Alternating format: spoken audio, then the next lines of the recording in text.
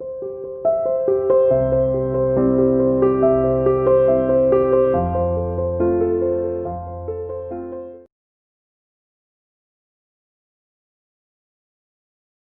Morning students, welcome to online classes of Seya international school.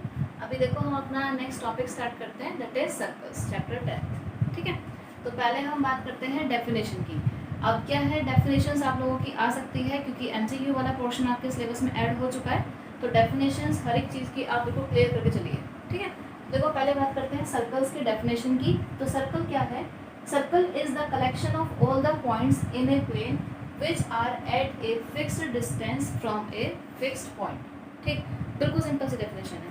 कह रहे circle क्या है? कलेक्शन है बहुत सारे पॉइंट्स का। सर्कल क्या है? कलेक्शन है बहुत सारे पॉइंट्स का इन ए प्लेन। एक प्लेन जैसे बोर्ड हो गया, बोर्ड के ऊपर हमने बहुत सारे पॉइंट्स ड्रॉ कर दिए।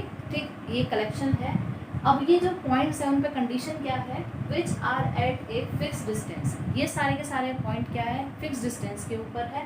कहाँ से? From a fix point. एक फिक्स्ड पॉइंट से ये जितने भी पॉइंट्स हैं ये सारे के सारे एक पर्टिकुलर या कांस्टेंट या फिक्स्ड डिस्टेंस के ऊपर है।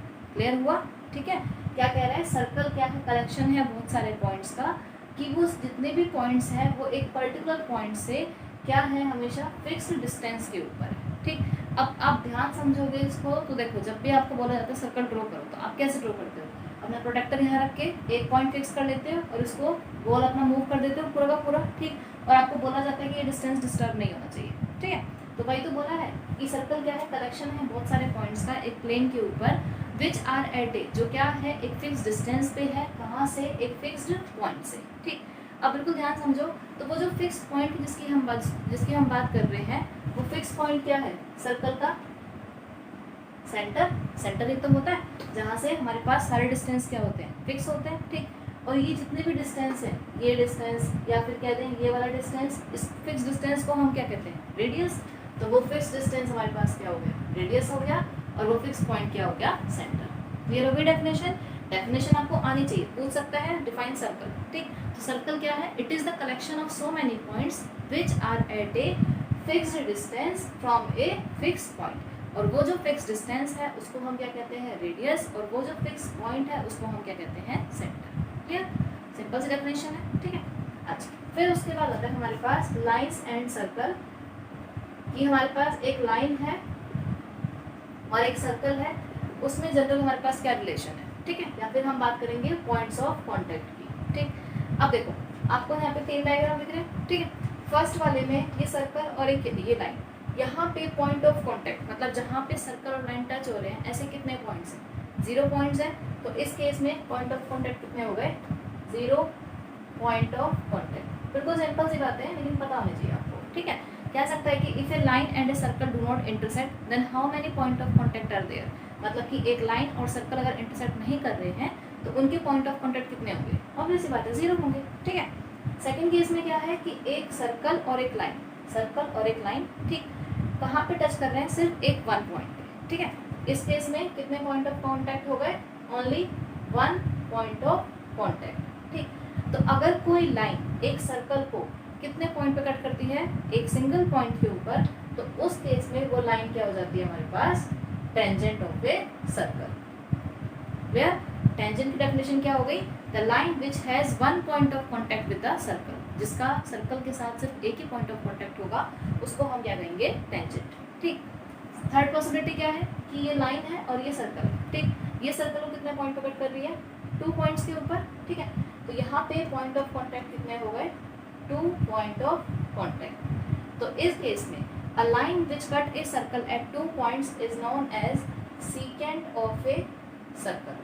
बिल्कुल ध्यान से, या फिर कह सकते हैं a line which has 2 point of contacts with the circle is known as secant of a circle. ठीक है, बेसिक डेफिनेशन, जो 1 पॉइंट पे कॉन्टेक्ट करे उसको वो टेंजेंट, जो 2 पॉइंट पे करे वो सीकेंट। ठीक, अच्छा, फिर उसके बाद देखो ये हमने यहाँ पे 2 इंपॉर्टेंट चीज़ें लिखी हैं जो मोस्ट इंपॉर्टेंट है, कंफ्यूजिंग भी है और इम्पोर्टेंट भी है। ठीक, क्या है? ए सर्कल है इनफाइनाइट नंबर ऑफ टेंजेंट। कहता है एक सर्कल के पास कितने टेंजेंट हो सकती है? इनफाइनाइट। कैसे? ये सर्कल ड्रॉ कर दिया।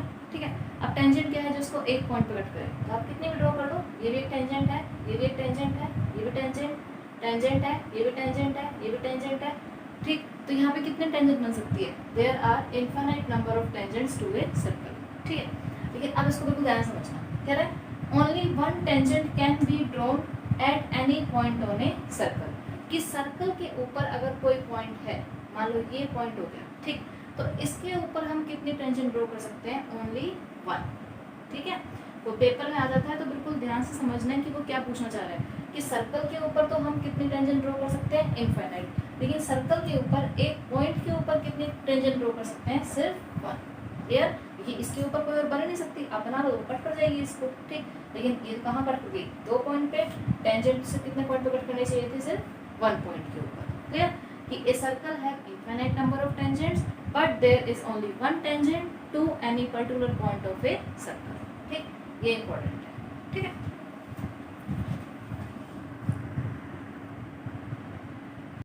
देखिए जो नेक्स्ट थ्योरम है वो है मोस्ट इम्पॉर्टेंट। ठीक है, इसको समझेगा, ये बहुत ज़्यादा इंपॉर्टेंट है, इसके ऊपर तो क्वेश्चन आते ही आते हैं। क्या कह रहे हैं? The tangent at any point of a circle is perpendicular to radius through the point of contact. बिल्कुल सिंपल सी और बहुत ही इंपॉर्टेंट है।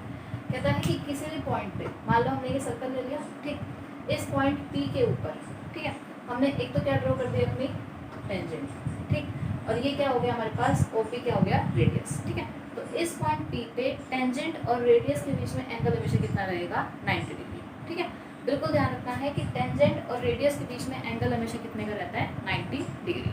ठीक, ये रिजल्ट जो है बहुत सारे क्वेश्चंस में भी यूज होएगा। ठीक है, क्या कि रेडियस और टेंजेंट के बीच में हमेशा एंगल कितने का बनता है? 90 डिग्री। ठीक है, अब देखो अपनी एक्सरसाइज पे आ जाओ 10.1। फर्स्ट क्वेश्चन कहता है how many tangents can a circle have? Circle के पास कितनी टेंजेंट्स हो सकती है? Infinite tangents, simple. सेकंड का फर्स्ट फिलअप देखो, a tangent to a circle intersect it in. जो सर्कल के ऊपर टेंजेंट होती है वो उसको कितने पॉइंट पे इंटरसेक्ट करती है? वन पॉइंट, पढ़ा ही हमने अभी। सेकंड कह रहा है a line intersecting a circle in 2 points is called a. कहता है एक लाइन जो सर्कल को 2 पॉइंट पे इंटरसेक्ट कर रही है उसको हम क्या कहते हैं? सीकेंट। जो 1 पे करेगा टेंजेंट, 2 पे करेगा सीकेंट। ठीक, थर्ड पे कह रहा है a circle can have dash parallel tangents at the most. कह रहा है कि हमारे पास सपोज करो एक सर्कल है, ठीक, तो इस सर्कल के ऊपर आप कितनी पैरेलल टेंजेंट ड्रॉ कर सकते हो ये बताना है। ठीक है, तो मान लो एक हमने टेंजेंट की ड्रॉ कर दी, ठीक, अब इसकी पैरेलल हमें टेंजेंट ड्रॉ करनी, तो कितनी ड्रॉ कर सकते हैं? सिर्फ यही दो ही बन सकती है आपस में पैरेलल। थर्ड अगर आप मान लो यहाँ बना रहे हो तो ये तो टेंजेंट ही नहीं रही, क्योंकि इसको क्या होना था? सर्कल के कम से कम एक पॉइंट पे टच तो होना चाहिए था। अगर यहाँ ड्रॉ करते हो तो ये भी टेंजेंट नहीं रही, क्योंकि ये कहाँ कट कर रही है? 2 पॉइंट पे, तो ये क्या हो गई? सीकेंट। ठीक, तो पैरेलल टेंजेंट्स अगर हम ड्रॉ करना चाहें सर्कल के ऊपर तो कितनी ड्रॉ कर सकते हैं? सिर्फ 2। ठीक, आगे है the common point of a tangent to a circle and the circle. Tangent और सर्कल के बीच में जो कॉमन पॉइंट होता है, जैसे ये वाला, इसको हम क्या कहते हैं? Point of contact. ठीक, और पॉइंट ऑफ कॉन्टैक्ट कितने होते हैं? 1। ठीक है, फिर उसके बाद देखो यहाँ तक हो गया। इसके बाद देखिए थर्ड क्वेश्चन कहता है a tangent PQ at any point P of a circle of radius 5 centimetre. इस चैप्टर के अंदर मेन यही है, आप डायग्राम अपना ड्रॉ कर दो। ठीक, क्या कह रहा है? एक सर्कल है जिसका रेडियस कितना है? 5 सेंटीमीटर। पहले हमने एक सर्कल ड्रॉ कर दिया, इसका रेडियस हमारे पास कितना गिवन है? 5 सेंटीमीटर। ठीक है, टेंजेंट क्या है? PQ, और किस पॉइंट पे? P पे। तो ये हो गई P और ये हो गया Q। PQ क्या है? टेंजेंट है, ठीक, और रेडियस कितना है इसका? 5। इतना पढ़ते के साथ रेडियस और टेंजेंट, इसका मतलब एंगल कितने का बनेगा? 90 डिग्री। ये आपको क्वेश्चन में नहीं देगा, लेकिन प्रॉपर्टी अभी हमने पढ़ी थी कि रेडियस और टेंजेंट के बीच में एंगल हमेशा कितने का होता है? 90 डिग्री। ठीक है, meets a line through the centre O। Centre क्या है? O है। At a point so that OQ is equal to 12 centimetre. जो OQ है, OQ मतलब ये वाली वैल्यू कितनी गिवन है? 12 सेंटीमीटर। ठीक है, कह रहे the length of PQ is, we have to find the value of PQ length. हमें PQ की वैल्यू फाइंड आउट करनी है। ठीक, अब देखो बिल्कुल सिंपल सा क्वेश्चन हो गया। अगर हम ध्यान दें तो ट्राइंगल OPQ कैसा ट्राइंगल हो गया? राइट एंगल ट्राइंगल हो गया। तो हम यहाँ पे क्या अप्लाई कर सकते हैं? पाइथागोरस अप्लाई कर सकते हैं। तो by using Pythagoras theorem. Pythagoras theorem अगर अप्लाई करें तो OP square plus PQ square is equal to OQ square. OP is 5, PQ square as it is, OQ is 12। तो PQ square is equal to 12 का square 144 minus 5 square that is 25। तो ये आ गया P Q square is equal to 119। यहाँ तक clear हुआ? तो P Q is equal to क्या लेते हैं रूट दैट इज रूट 119। ठीक है, देखा जाए तो बिल्कुल सिंपल सा क्वेश्चन है, पाइथागोरस से अप्लाई करिए। लेकिन ये कब अप्लाई कर पाओगे? जब आपको प्रॉपर्टी पता होगी क्या कि रेडियस और टेंजेंट के बीच में एंगल कितना होता है 90 डिग्री। 90 डिग्री का एंगल मिला तभी तो पाइथागोरस अप्लाई कर पाए। ठीक है, इसलिए ये जो प्रॉपर्टी है ये मोस्ट इंपॉर्टेंट है कि रेडियस और टेंजेंट के बीच में हमेशा एंगल कितने का बनेगा 90 डिग्री। ठीक, आप चाहो तो यहाँ पे लिख भी सकते हो where angle P is equal to 90 degree. जितना अच्छा रिप्रेजेंट करोगे पेपर में उतना अच्छा लगेगा। देखो कि angle P is equal to 90 degree because the angle between a radius and a tangent is always 90 degree. ठीक, अच्छा फिर उसके बाद आ जाओ फोर्थ क्वेश्चन पे। फोर्थ देखो, can draw a circle and two lines parallel to a given line. देखो एक तो हमें सर्कल ड्रॉ करना है और एक कोई भी गिवन लाइन है ये हमने एक लाइन ली। ठीक, अब कह रहा है सच दैट वन इज, अब हमें दो लाइन और ड्रॉ करनी है। Such that one is a tangent, कि एक तो क्या होगी टेंजेंट होगी and the other is a secant to the circle. अच्छा, अब हमें इस लाइन के पैरेलल दो लाइन और ड्रॉ करनी है, जिसमें से एक लाइन तो क्या होगी इस सर्कल के ऊपर टेंजेंट और एक लाइन क्या होगी सीकेंट। बिल्कुल सिंपल सा है। इस लाइन के पैरेलल टेंजेंट कहाँ बनेगी? यहीं पे ड्रॉ कर सकते हैं। ठीक, और इस लाइन के पैरेलल सीकेंट, सीकेंट तो कहीं भी ड्रॉ कर सकते हैं।